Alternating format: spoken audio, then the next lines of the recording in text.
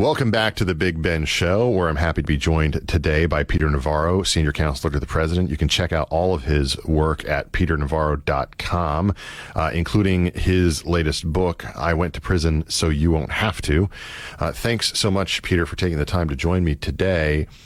I found it amusing right off the bat when I was looking at your state of play there in the lead up to your targeted arrest in a very public way, that you actually reside a literal stone's throw from, it seems like, all the different folks in D.C. who spent time in buildings bent on putting you behind bars and going after you in every way possible. Did you just happen to run into them on the street when they were going to lunch, ask them how things were going? That's a funny story, too, because Merrick Garland actually lived in the same building as I did. There's twin buildings, and he lived in the other twin. I'd look at him get in his little Secret Service car and stuff like that. And I was tempted to give him a piece of my mind. But I mean, if I'd been able to go to Vegas and put a bet down at the beginning of the first term of the Trump administration and say, what are the odds that I'm going to be living in an apartment that I could see 3 government agencies, which would all try to put me in prison, the National Archives, which was like right in front of me, the DOJ, which was on the diagonal, and the FBI, which was on the side, which, by the way, when I was a field goal kicker back in college, I could hit with a field goal from my balcony. I would have been, that would have been bigger than the biggest lotto ticket you could ever imagine. The odds are astronomical. But yeah, I mean, and the problem is, my circus arrest, right, which we're learning a lot about, Ben. I don't know if you've been following it, but Senator Chuck Grassley doing a great job getting whistleblower stuff. And in fact, it turned out that you had underestimated the degree to which it was a circus. Yeah. Like the first chapter of I Went to Prison So You Won't Have to is starts with my arrest at Reagan. And I'm doing the TikTok on it. And it's like, I tell about 5 armed FBI agents. Well, we get this whistleblower stuff revealed. And like, this was a big op. They had like a dozen FBI agents out there not looking at trying to get terrorists arrested. They were going after little old me and my fiance, who's like 4'11", for a misdemeanor. And you read the TikTok on it. It's hilarious. Like, Navarro leaves at 9:02, gets into Uber, and then they pick me up, enters north entrance, goes to gate 2. It's like, and then when I was actually there in the airport 2 days before, I'd ask him, I sent a note to the FBI and called him and said, hey, if you need anything, just you know where I am. It's just, I'm happy to report or do whatever you want. They totally ignored that. But I was thinking, I was like looking at the guy with the garbage sweeper, was he an FBI, the typical TV show. They grabbed me, leg irons, handcuffs. CNN had the thing like an hour beforehand and things like that so they could report it immediately. But my case, I mean, look, this is a serious thing, Ben. And I think this is probably the best show to talk about the legality of this. I mean, they arrested me for refusing to testify before Congress after I got a subpoena. Now, if you got a subpoena, Ben, you would have to go or risk prison. But the difference is, I'm a senior White House advisor, and there's this pesky little thing called executive privilege, which goes back to George Washington. And it's been the policy of the Department of Justice across party lines for more than 50 years. If you get a subpoena, you refuse that because you have what's called absolute testimonial immunity. And I was weaned on that, Ben. In the first term, when Pelosi got a hold of the Congress and they started handing out the subpoenas like licorice. It was Don McGahn, the White House legal counsel. It was my good buddy at Ledge Affairs, Rick Dearborn. Kellyanne Conway got one.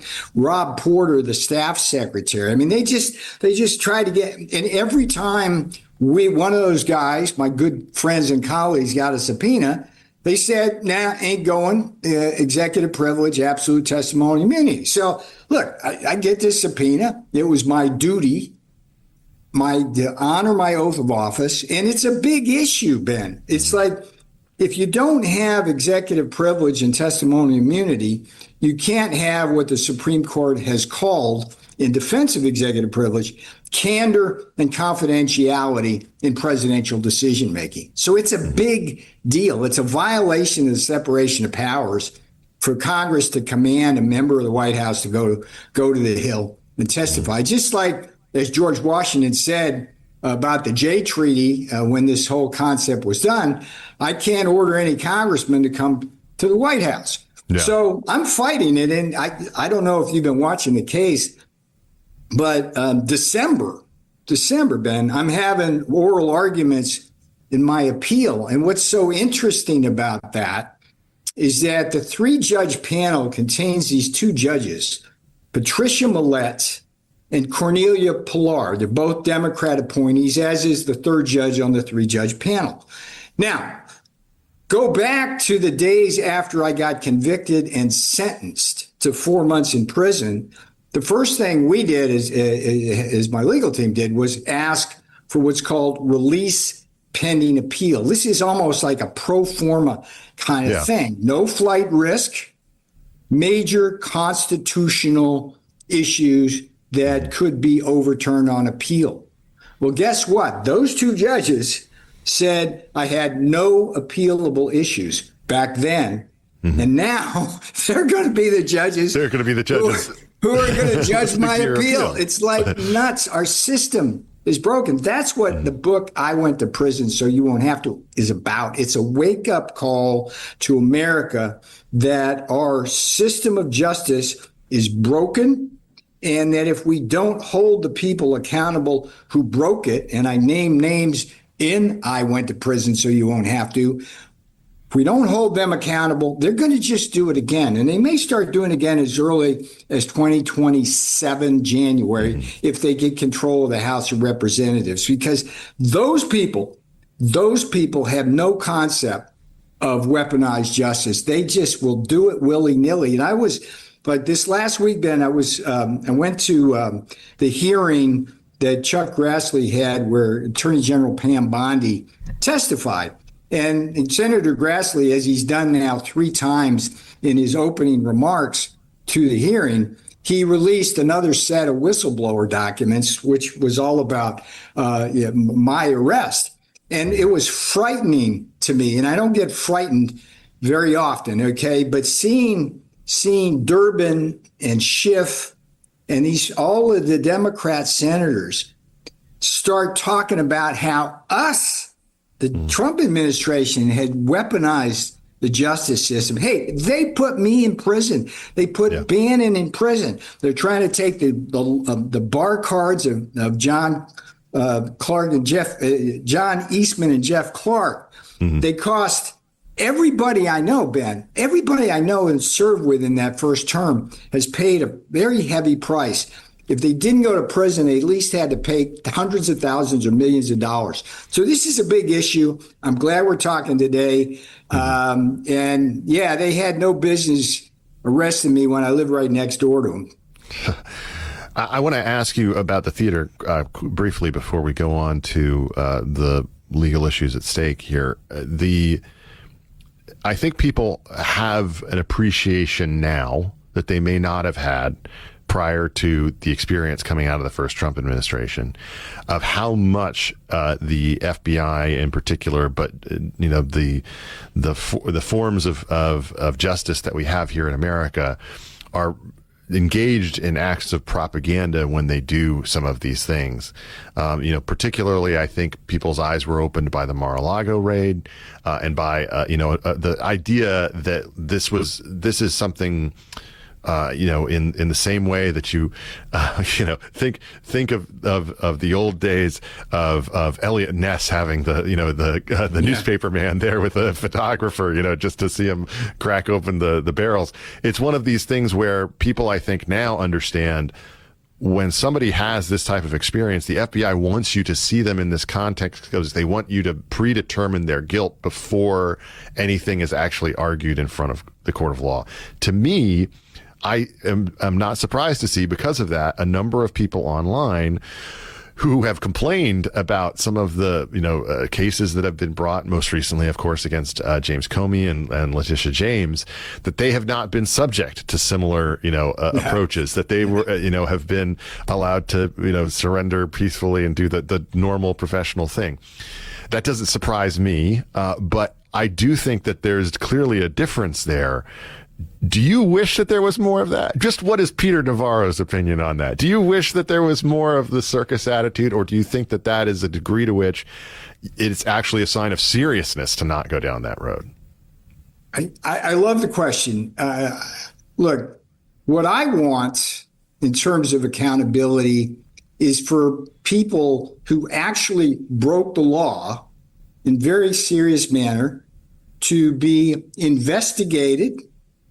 If the investigations confirm what I think we all know, they should be put on trial.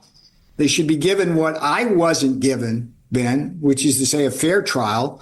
As I talk about, and I went to prison, so you won't have to. I was stripped of every single defense before I even got to a jury, which is something I never thought could happen in America. I want to see them given a fair trial.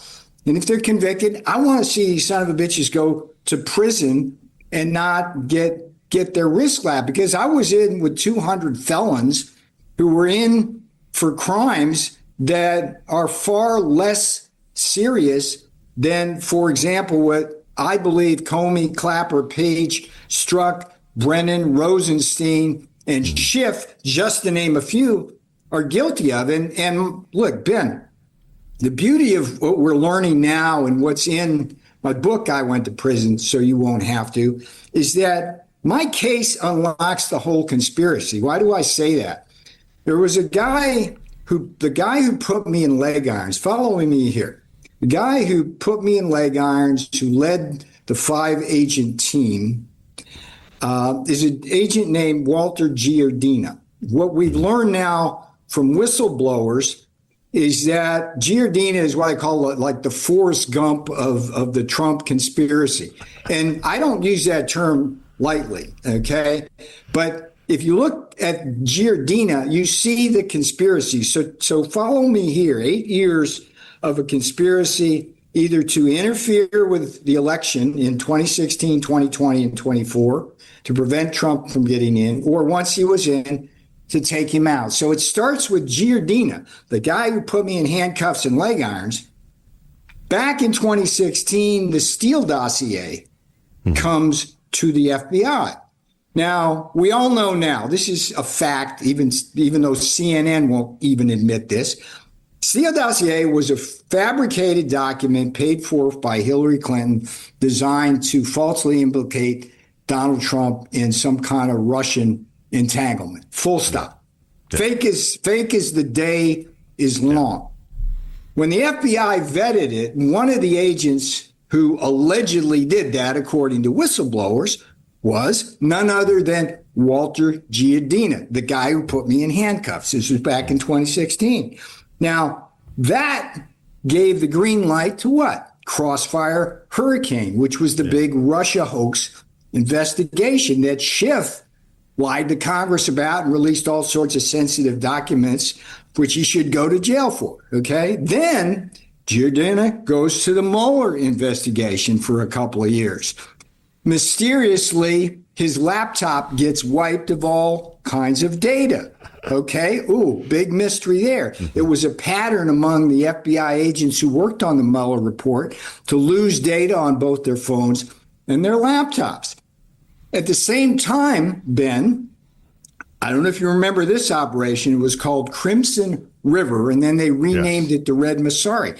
That was an Egyptian claim that somehow Trump had gotten $10 million from Egypt for a campaign. It's like it was total BS, no facts whatsoever. But Giardina and the FBI used that as a license to hunt, essentially subpoenas, phone records, emails, and all of that. It doesn't stop there, Ben.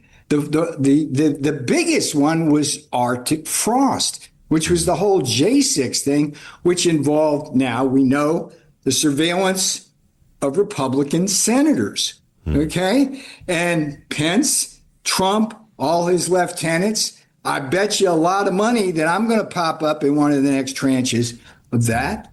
And there was nothing there. But look, how do you do that? Now, I'll tell you one other thing, which I hope makes you laugh, okay? Because you can't make this up. You know who Walter Giardina's father-in-law is? No. It's a guy named Larry Potts. You know who Larry Potts is? He was the number 2 at the FBI, and he was in charge of the 2 worst scandals in FBI history, Waco and Ruby Ridge. Now, how's that for a family? Okay. So when you go back, the Sean Connery, like with the things in The Wire, it was dope on the table. Yeah, it's like, this is just wrong. This is just wrong. And Kash Patel is changing the culture there, but it's going to be very difficult because it's so entrenched. The DOJ, I mean, it's like we had a breakthrough last week where we finally got 100 people confirmed by the Senate in one piece, and a lot of those are going to DOJ. But Ben, we're fighting the deep state and a mindset that the ends justify the means, and they can put people like me in prison. So I want to ask you one more question about this, and then I do want to save a little bit of time to talk to you about China. The thing that is currently the focus of debate that you are bearing witness to on cable networks and across social media is surrounding mostly the conversation around James Comey, to a degree the conversation around Tish James. And everyone frames these issues, pretty much the same way on the left and in the vaster part of the media marketplace, which is these are politically motivated, acts of lawfare, and that this is ridiculous. These cases are ridiculous, et cetera, et cetera. To me, I think that they're kind of the tip of the iceberg, but more fundamentally, I feel like what people don't understand, and that what conservative voters and people who have paid attention to your situation and at the situation of several of the others that you've mentioned understand now, is that if the conversation goes along the lines of, well, this is political targeting. This, isn't the sort of case they would normally bring, blah, blah, blah, blah, blah. And then eventually, usually at the end of the segment, they get around to saying, now, of course, she probably did sign that, mortgage document, or of course, he was being, dishonest to Congress, and there's always this little element there. Yeah. Or at least sometimes it creeps through, not always, where they basically acknowledge, yeah, the person did this thing. We just don't think they should be held accountable for it. When from my perspective, the accountability has to be even higher for them in those clear positions, because otherwise the assumption is that these people are above the law. And we've heard nothing but 4 years of them saying that no one is above the law. And that gave them permission to go after Donald Trump and everyone associated with him and all of his defenders, including you, for anything that they could find, anything that they could attach a hook to, and certainly using, as you said, the public reporting or other false claims to justify wiretaps and investigations that were just designed to turn up something that they couldn't have known. What is your attitude toward the coverage that you see happening right now about the cases, the James Comey situation, the Tish James situation, and others like them? Well, first of all, everybody who's coming to the defense of James Comey on the left, who's talking about how this is just political or weaponized, this was like, their lips were closed in my case. And the difference between James Comey and I, make this very clear, Ben, the difference between James Comey and I didn't break the law.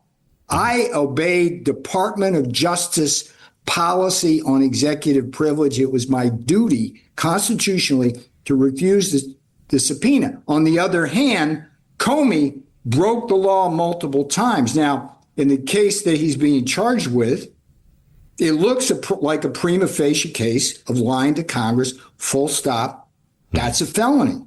But more broadly, if you look at the arc of history, he is guilty of two things: at least in a conspiracy, which would be eligible for RICO prosecution, by the way. He's election interference, because clearly all of the things that transpired with the Russia hoax were prior to the 2016 election.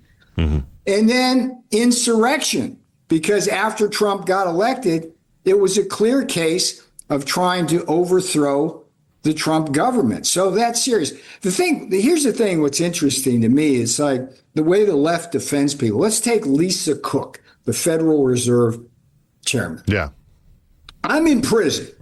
I went to prison so you won't have to. It's done in like diary form. So 120 days, like what happens each day. Mm-hmm. There's a number of posts in there talking about guys I'm in prison with who did exactly what Lisa Cook appears to have done, which is to say, screw around with information in order to get a loan. Right. Yeah. In her case, mortgage loans, in their case, business loans. OK, these are just poor schleps who are in prison for years, Ben. This is like a serious friggin' crime. They're not only in prison for years, they had their assets seized, their families kind of on life support, social welfare, food stamps. And even after they get out, they're going to be burdened with hundreds of thousands of dollars of restitution. OK. Mm-hmm. They went to jail. Now, if I'm them watching TV, looking at Lisa Cook, and the left's talking about, slap on the wrist, this is nothing, it's politically motivated, I'm thinking, good God, what is wrong with our judicial system? To me, people who want accountability or say that they claim to want accountability and want trust and faith restoration in the FBI, regardless of ideology, they should be in favor of accountability. They should be the most in favor of accountability, because we're never going to get back to a point where the average American can have faith in the FBI or in the Department of Justice or in any of these institutions unless you go through that process, unless you have that investigation and have the decision at the end about, well, did they do this thing that it looks like in many cases you could say the evidence indicates that they likely did. If you don't have accountability in that vein, it goes completely against the whole argument that you want this faith to be in institutions again. Well, I think that this whole debate now reveals the hypocrisy of the whole kind of thing. And more broadly, as we're seeing all these liberal judges stop Donald Trump from doing all sorts of things in all sorts of areas, it further undermines things. I mean, look, Donald Trump would have won the election in a landslide, full stop. But I do believe that my case, sending me to prison, sending Steve Bannon to prison, trying to put Donald Trump in prison for 100 years, that transformed the 2024 election fundamentally from an election just about the economy and inflation and the border into one that also included the weaponization of our justice system. So maybe I got the boss like 1 or 2 votes, but it's an issue. That's a good way to think about it. That's a good way to think about it. We've got to resolve. And look, I don't know if you saw my speech. I did, at the convention. I mean, I walked on that stage having no idea what would happen. I didn't know if anybody knew I'd been in jail or anything. And when that crowd erupted as it did, it was like, wow, something's going on here. And the something was going on here is that people are pissed off and tired with these liberal judges who are using the court system and these liberal attorney generals and things like that. And by the way, I went to prison so you won't have to. It's not just the usual suspects at the FBI and DOJ. It's also like Alvin Bragg, Letitia James. I call them out by names. These people have names, Ben. They have names and they need to be held accountable. It's for one simple reason. They'll do it again. I'm an economist, right? So if you just think about incentives, it's like if they can get away with subpoenaing and holding everything up and doing what they do, then they'll just keep doing it. Yeah. And it's like it's sending people like me to prison. I mean, it's crazy stuff. But I was the third oldest guy in that prison. I'm the only guy, 200 guys there. I'm the only guy who's guilty of a misdemeanor. Everybody else a felon. Half the people are in there for serious, like drug and often gun-related offenses. And I wind up in prison. It's like, okay. Made the best of it. The book, I think, will make you laugh, cry, and get angry, all that. But never should have happened, Ben. Not in this country. Well, James Comey wrote an entire piece in his memoir about how important it was to prosecute Martha Stewart to send a message. And so I think that there's ways that bad hombre, come Martha. back to haunt you. Peter, just quickly, with the time that we have left, I know that you have been somebody who has been paying attention throughout your career to the importance of America's supply chains and to the issues that we have regarding our dependence on China. What is your evaluation of the current state of the tariff fight and everything that has been related to it in the first year of this second Trump administration? How do you think things are going? Where do you think things are headed as it relates to our relationship with China? Yeah. So just so your viewers understand, it's like I started my China journey back in 2006 with a book called The Coming China Wars. Yep. Did a book and a movie, Death by China, in 2011, and then the military version of that, Crouching Tiger, in 2015. So I'm a close observer of that. Ben, if you want to know what the Chinese are thinking right now, and it's a fundamental sea change that all of us need to be aware of, you just have to read the Chinese press, which I follow closely in translation. And what they're saying to us, what they're saying to their people, is that they've made the decision to basically remove themselves from any dependence on the United States for agriculture or for any kind of chips or anything like that. So they're basically announced a decoupling strategy from us. At the same time, they've made no secret, and again, it's all in the public press, that they are going to use their production capacity, all the jobs and factories and parts of our supply chain that they stole from us, as weapons against not just us, but the rest of the world, Europe, India, other places around, to basically go on the next leg of their journey up to what they want world domination to be in 2049, which is the 100th year birthday of the communist Chinese Communist Party. So that's where this ship's heading, and what we have to do as a country is be clear-eyed about that and take appropriate measures, which the Trump administration is doing, which is to say that we have tariffs in place to defend ourselves against unfair trade, against the carnage, otherwise known as fentanyl, that kills hundreds of Americans every day and millions over the last some years.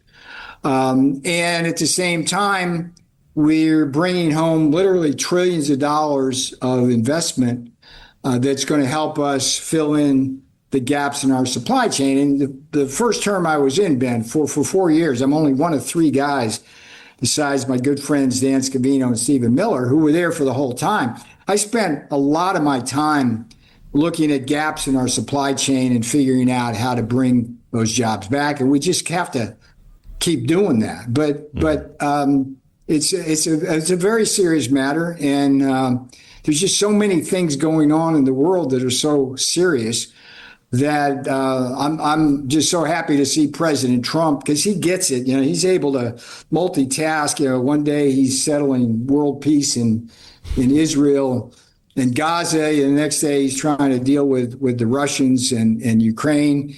And then China hits us last week with an escalation in their supply chain strategy. So I just want to assure people watching this that we're clear-eyed, we're on the case, and that we're going to do what's best for the American workers, taxpayers, farmers, ranchers, and people. Last question for you, Peter. I know that this is an issue that has been of significant importance to you over your career, and that you have been quite often a lonely voice on it within the Republican coalition, one that didn't necessarily have the ear of a lot of the people who used to be in charge of the GOP's economic policy. One of the questions about the future of the Republican Party after this second administration has run its course is whether a shift in approach to trade policy and to the way that the leaders of the conservative Republican coalition, the coalition of the right, view those issues is going to be something that is permanent beyond the person of Donald Trump. How confident are you that this presidency and that the experience through it in both of its terms has fundamentally changed the argument on this area of economic policy, that it will have that kind of staying power even when there's someone else, presumably, who's sitting in the Oval or who's leading the party going forward? Yeah, I love that question too, Ben. Let's contrast where we are now with the first term as a way of answering that. So during the first term, I come in as a trade advisor working with Donald John Trump. Early on, I'm sitting in a cabinet meeting. The boss is wondering why we haven't gone faster on tariffs, and he goes around the room asking every cabinet secretary what they think about the tariffs. And then he asks the economic advisors like Gary Cohn, who's sitting in the room. And he goes around the whole room, and every one of the people there expressed reservations or outright opposition to the tariffs. And, the only person in the room at the time who supported his policy was me, and for obvious reasons.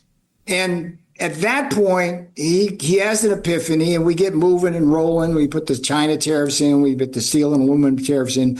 Things are rolling, but we get a lot of pushback from the media and from the economic think tanks. Oh, this is going to cause inflation. This is going to cause recession. I was like the target of 2 lead editorials in the Wall Street Journal, not the Main Street Journal, the Wall Street Journal, saying it was going to be the Navarro recession. They literally used that term, right? So none of that happened. All we got was prosperity, no inflation, and a bunch of tariff money, okay? Fast forward to now, it's like the left and legacy media is trying to make the same arguments, but they have no credibility, okay? That's the difference here. So one difference is Donald Trump has proved that tariffs and good trade policy work.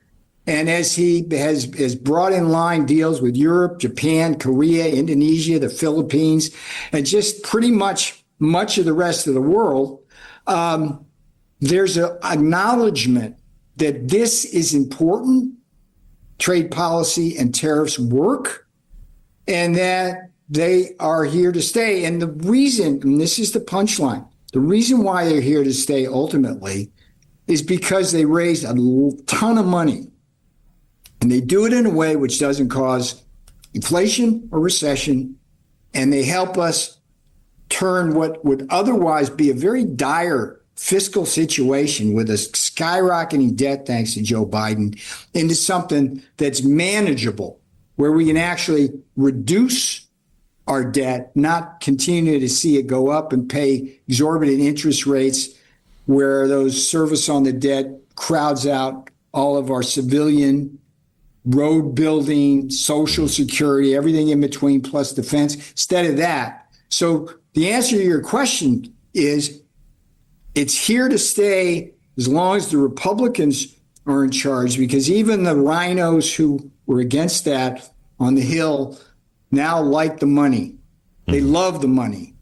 And since they're not seeing any downside and they're seeing these deals work, it's a good place. Now, having said that, there's a big decision that the Supreme Court's about to make with respect to our IEPA powers.